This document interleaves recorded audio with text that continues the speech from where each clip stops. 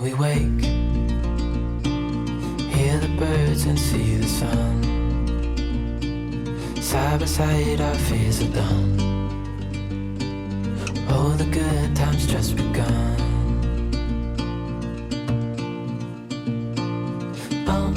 We know what we have, let's hold on tight. Found what we're looking for in life. Call us crazy, but things are finally right. With you and I, the future is bright. Oh, you and I, we got it. Even in the hard time, you and I can weather any storm.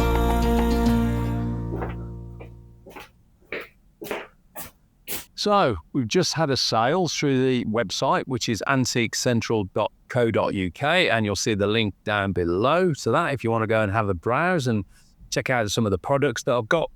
So what I thought we'd do today is just take a quick look at my pick and pack process. I can sell 2 or 3 a day, but this is just the one today.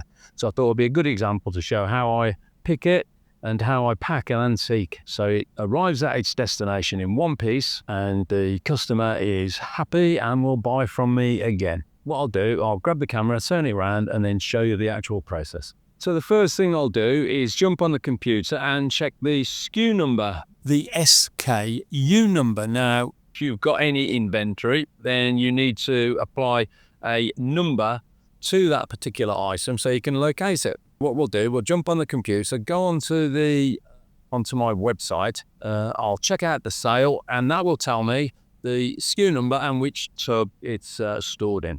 So you can see here that I've already got the Royal Mail website up, which is who I use to ship my items, and my website product sales page.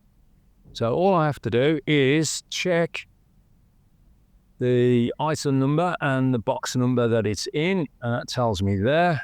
So we can go around the corner now and pull it out of storage.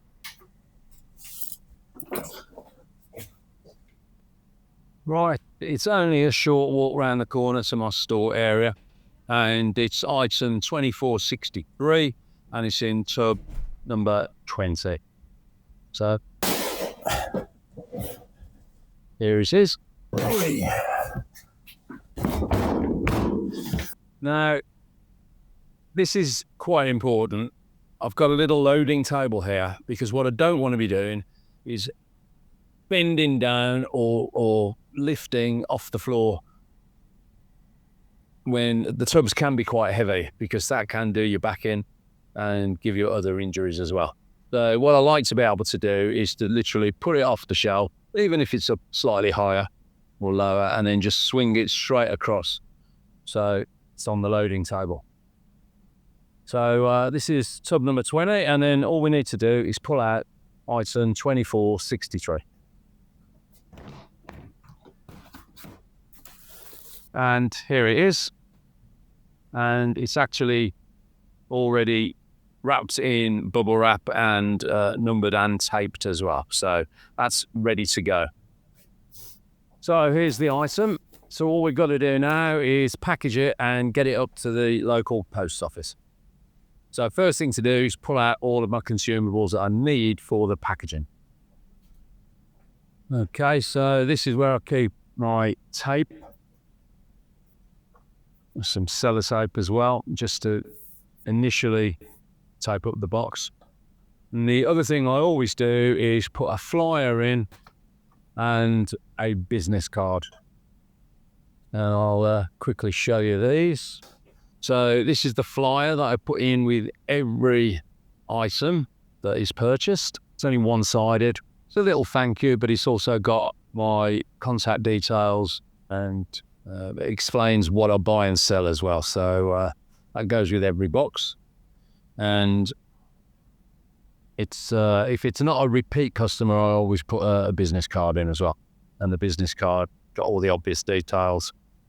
So it's got my phone number, website address, and my email address. If it's a repeat customer, obviously I don't send them another business card. Next thing to do is just pull out a box. And I keep a little stash of boxes down here, and I know what sizes they are because they're all, it's a bit of OCD there, to be quite honest, but I know what sizes they are. So I know this one will be perfect.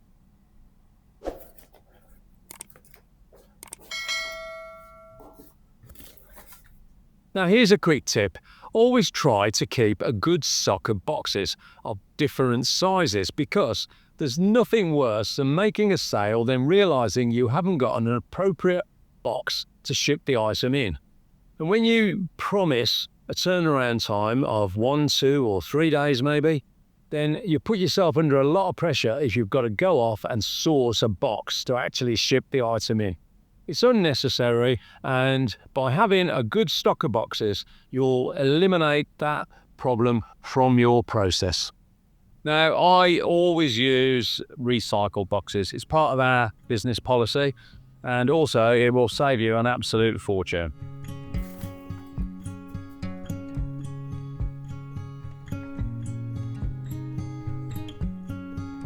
So first thing to do is I normally just tape up these just to hold them briefly while I tape it with the polypropylene tape. Now that's quite an important point, is to use what they call polypropylene tape, and it's mega sticky.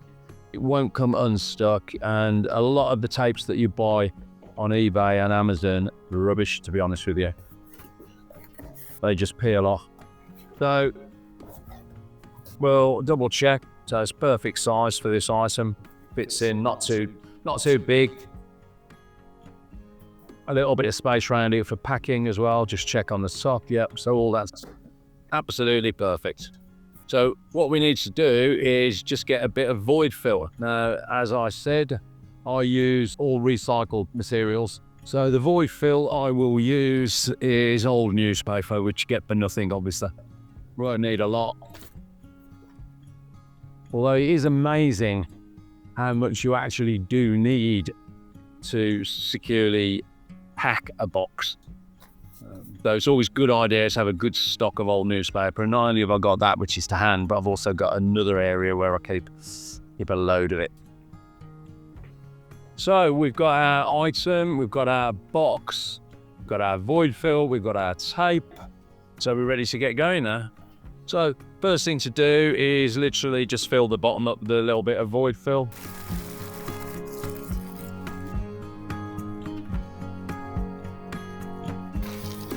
The important thing is with void fill is to basically pack it so there's some compression. So what you don't want to do is pack it so tight that if there's any external impact or force on the box, that impacts or the force transfers straight through the box, straight through the void fill into the item, because that will damage it. So as you can see there, it's fairly loosely packed, but you know, plenty of it. Now what we can do then is we'll get the object, we'll make sure that that sits. Sometimes we just need to squash it down a little bit more. We've got our item, double check that there's room above it, which there is. And then what I normally do then as well is pack sides,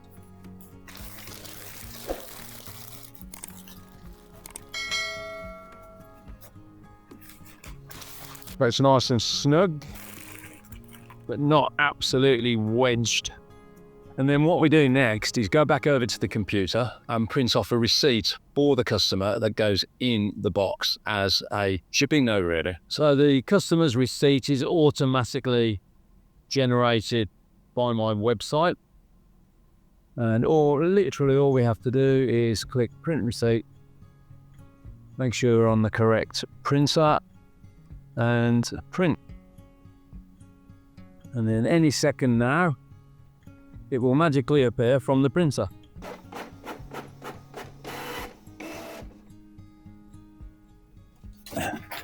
And here it is. So this goes in the box with the compliment slip and the business card.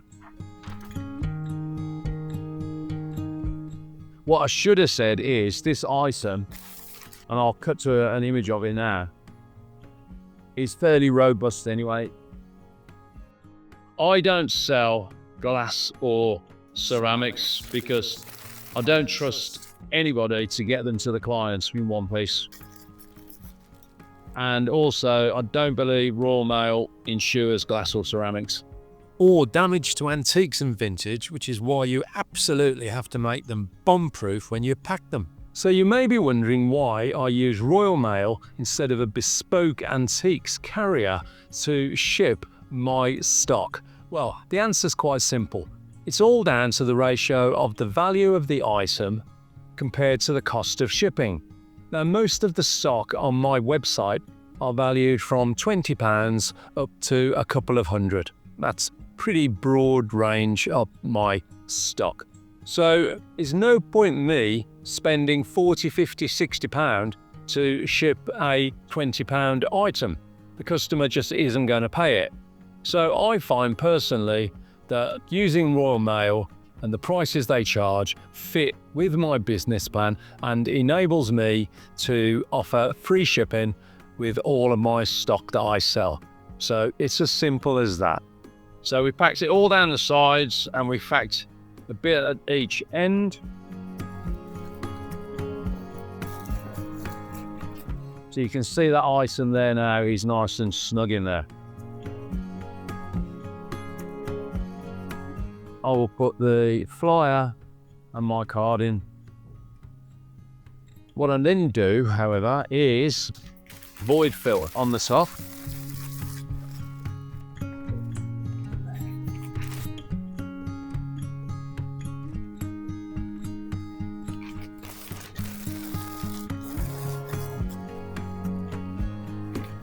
Might put an extra piece in there, and I can now measure the package and weigh it because there's not going to be any extra bulk added to it. So let's take it over to the scales. Not very far to walk to the scales.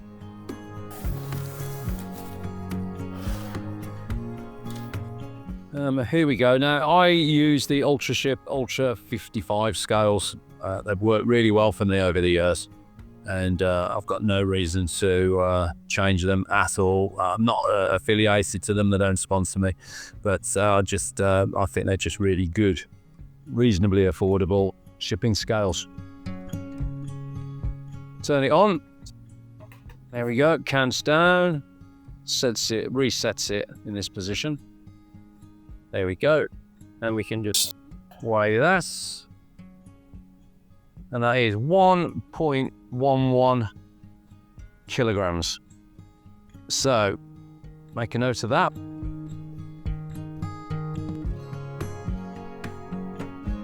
Now what I'll do is I'll record that as 1.2 kilograms for the shipping information. Right, wander back round to the packing table. If you can, it's always great to have a nice big open area to do your packing. There's nothing worse than having to try and work around bits of kit, other items that you're in the process of photographing, you know. So, yeah. Right, just take these off. As I said, we've already got the compliment slip and the business card in there. We'll now just fold up the customer receipts, drop that in. Reinstate this void fill.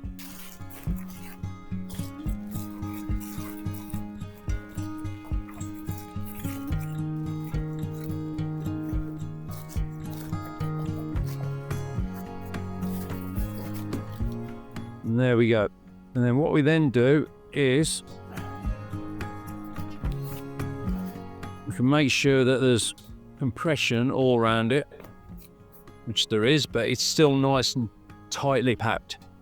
So what I normally do then is I just temporarily sellotape that end, temporarily sellotape that end.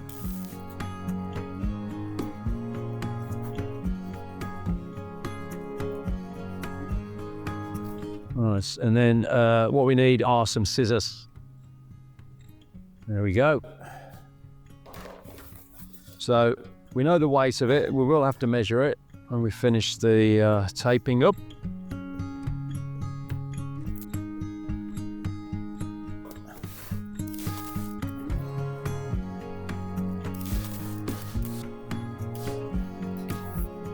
And don't forget polypropylene.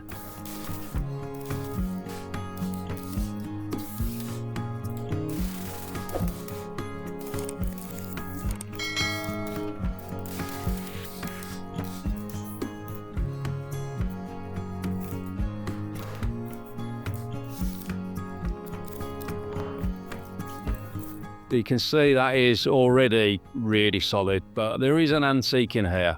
So this is where my OCD comes in, and you're all going to think, what are you doing? But I'll tape this. So it basically could be thrown around by a rugby team. Yeah, so let's just mark the top and continue the taping.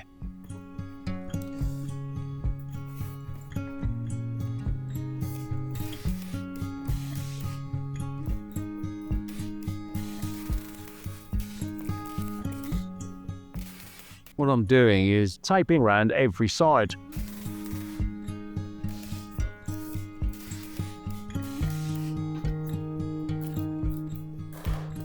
So there's no possibility at all of the box opening up during transit. There's an edge here, you can see an edge, so I will tape this as well.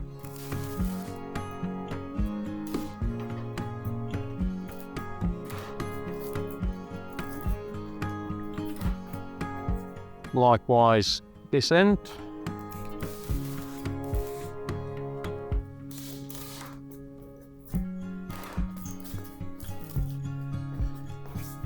And there's normally an edge. Yeah, there we go.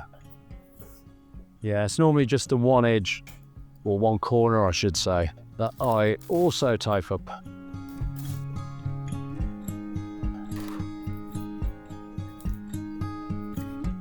So all the exposed edges are now taped, and to be sure, I tape right round the outside of the box as well.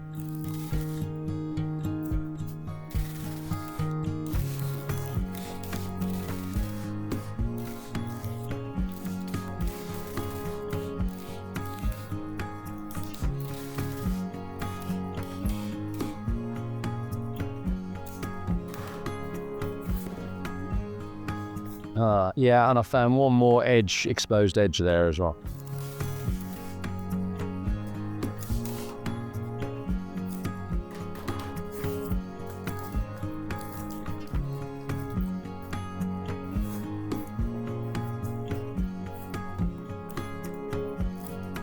Now, what I will also do, it's not particularly fragile, but I will put some fragile tape around it. And I'll just grab the tape out of the cupboard. And as usual, there's always one more edge to do.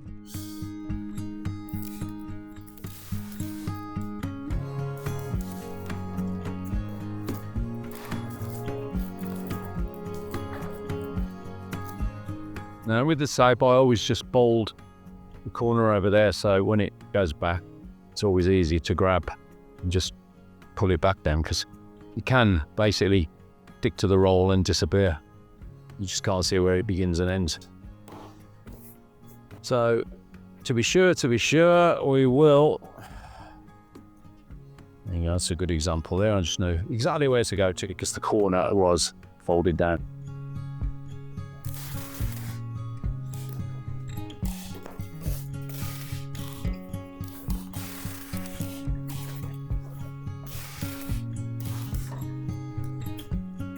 The thing about tape is it's a fraction of a penny.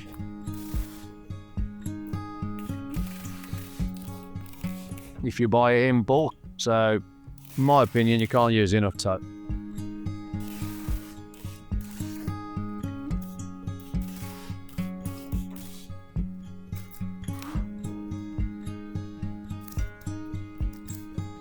Right, so there we go. Now that is an antique very safely packaged, void fill, taped on all the exposed edges. And you could literally, I'm not going to throw it around, but you could literally throw that around if you want.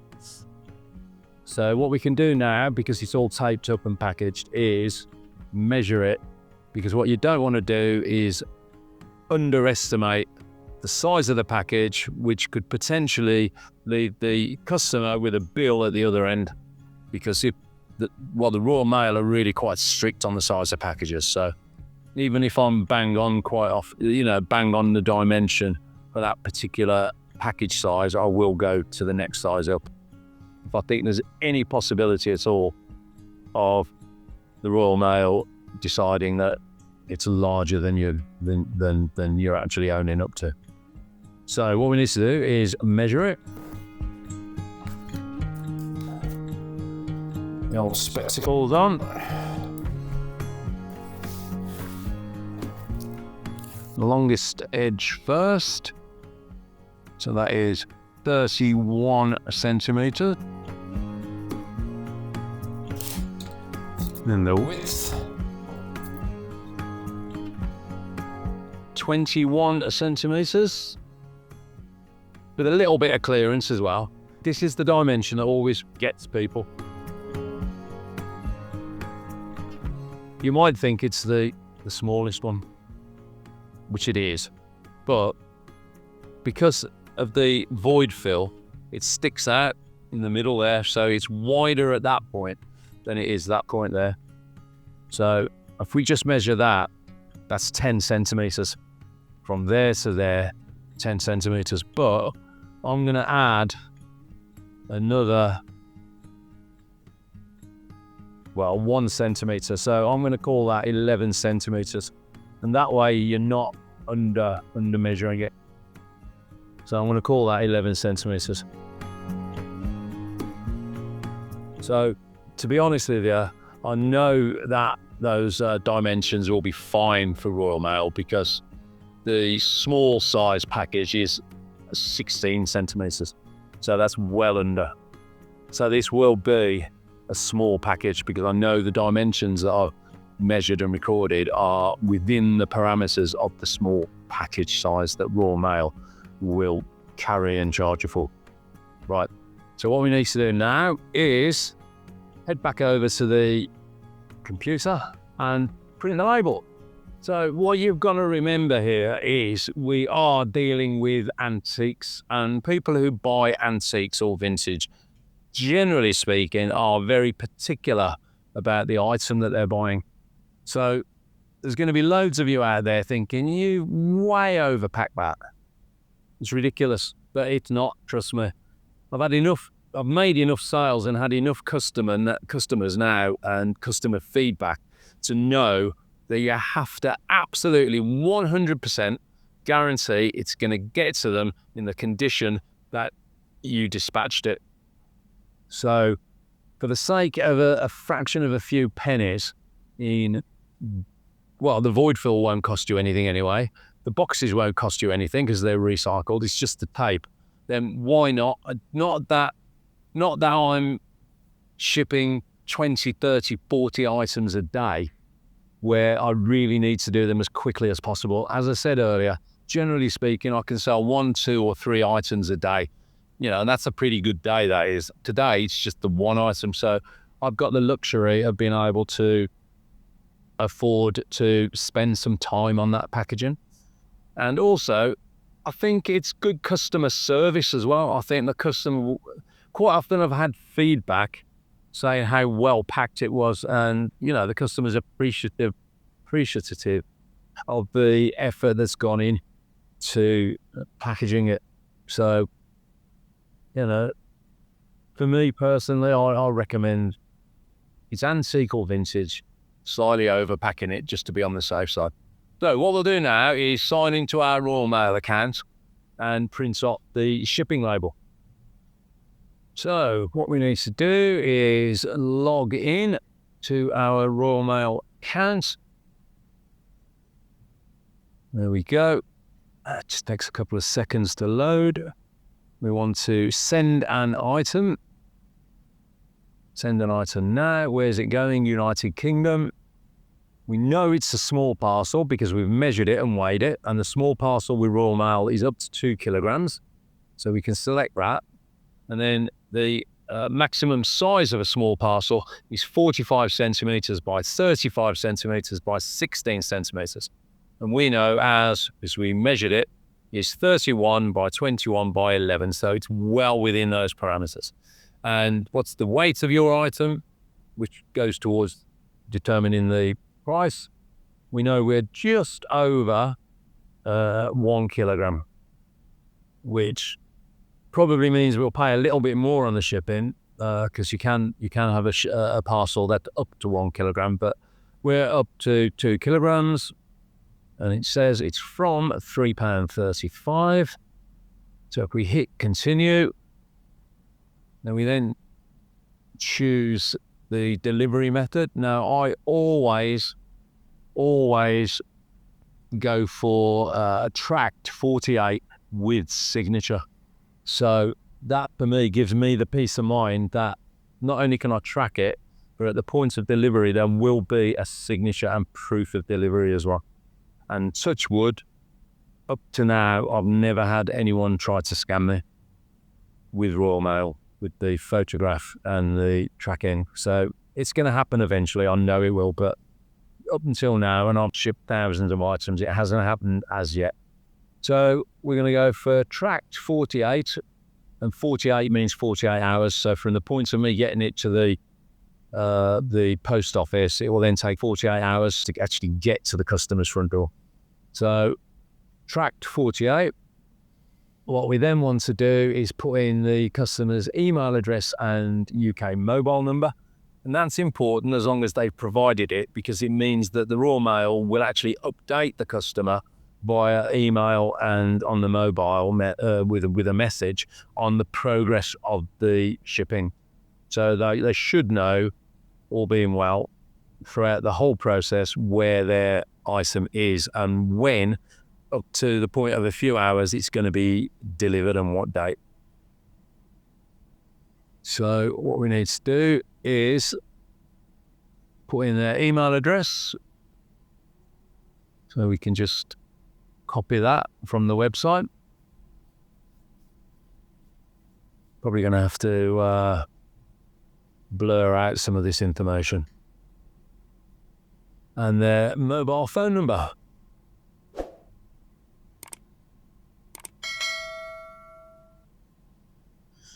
And 0 because it's the UK, so that's their mobile number. Now, I only ship to the UK. I don't ship abroad because I think there's too much possibility of it getting lost or damaged along the way. And also, if the customer isn't happy with the item when they receive it, there's all sorts of issues because I'm shipping this. I'm not doing this through eBay or the global shipping platform, whatever they call it, GSP.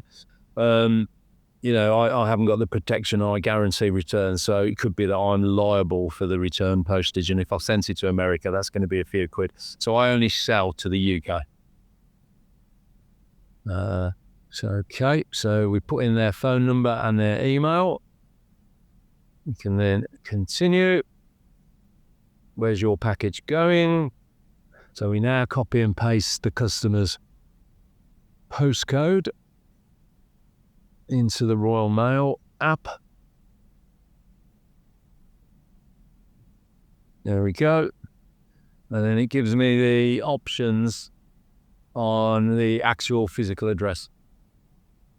Now, this is a repeat customer, so I'm quite familiar with this address.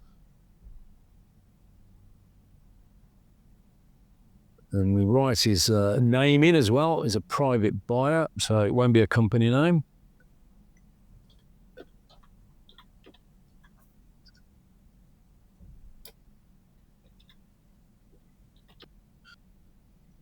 There we go.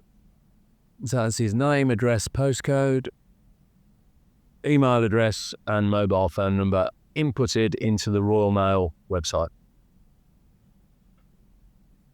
You don't want to save his address. That's through GDPR. I don't keep any customer information on my computers at all. And where are we sending it from? Well, obviously my business address. And I'll just confirm that. Confirm my name and the business name. Yes, I'm able to print the label at home, and we'll choose how we're going to ship it, and we're going to drop it off at a local parcel shop or post office. And that is literally 5 to 10 minute walk up the road for me. So we've chosen that, and then we just add it to the basket. Again, we don't want to save any names and addresses. This is the really important part now. Double check the delivery address and the name and all the information that's contained in it, because you really don't want to be sending it to the wrong person or the wrong place. So we'll double check that. It's always worth taking a second. You cross-reference that with the customer address on the website as well. The most important bit is obviously the postcode. That pretty well locks it down to the specific house. That's all good. And then put in my business email address, because I'll also be notified by Royal Mail. It's more actually, it's confirmation of the purchase will be sent to this email address. So basically, I'll get all the confirmation of the labels, shipping labels that I bought will be sent to me. And confirm I've entered the correct weight and dimensions, and I'll confirm that I have read and understood the terms and conditions as well. And I shall pay with my business card. There it is. View your documents. Label. I use a label printer.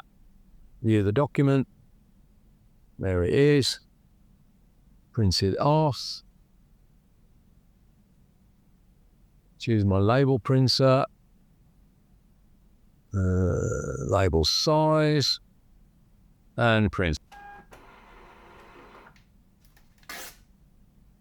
And here it is. Now, we'll go back over now to the package, stick the old label on, and get it up to the post office.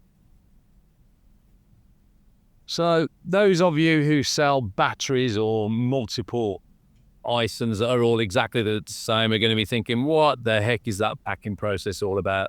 But those of you who do sell antiques and vintage will know very well that you have to overpack everything.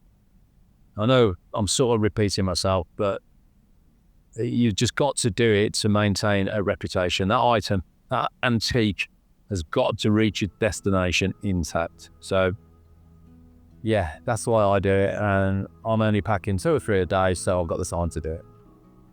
Right, here's the label.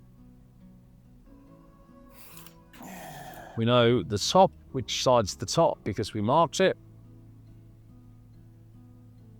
Apply the label. And jobs are good in. There we go. It's ready to go. So we'll head up the post office and get it shipped.